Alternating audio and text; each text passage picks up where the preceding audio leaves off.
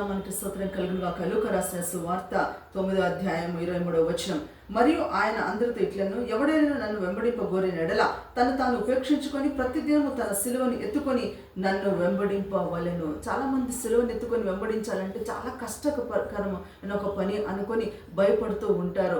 మోషేను మనం చూస్తున్నప్పుడు దేవుడు మోషేను పిలిచి ప్రజల్ని ఐగుప్తు నుంచి కానానుకు నడిపించమన్నప్పుడు తను కూడా వెనకంజి వేశాడు. కానీ ఎప్పుడైతే దేవుని శక్తి ఉందో తను వెళ్ళి ఏం చేశాడంటే దేవుని యొక్క శక్తి మూలంగా ఆయనకు వచ్చిన ధైర్యం మూలంగా వెళ్ళి ఐగుప్తు ప్రజలు దాదాపు 20 లక్షల మంది ప్రజలు 40 సంవత్సరాలు వాళ్ళు ప్రయాణం చేసి కానానుకు నడిపించినట్టుగా చూస్తున్నాం. అంతమంది ప్రజలకు ఆహారం కానీ తర్వాత నీళ్లు, మళ్ళీ మన వాక్యాలు చూస్తుంటే 40 సంవత్సరాలు ప్రయాణించినప్పటికీ కూడా వాళ్ళకు ఏ కదువు లేకుండా దేవుడు వాళ్ళని పోషించాడు, శత్రువుల నుంచి కాపాడాడు. వారి బట్టలు చిరిగిపోలేదు, కాళ్ళ చెప్పులు కూడా తెగిపోయినట్టుగా ఉన్నట్టు మనం చూస్తూ ఉన్నాం.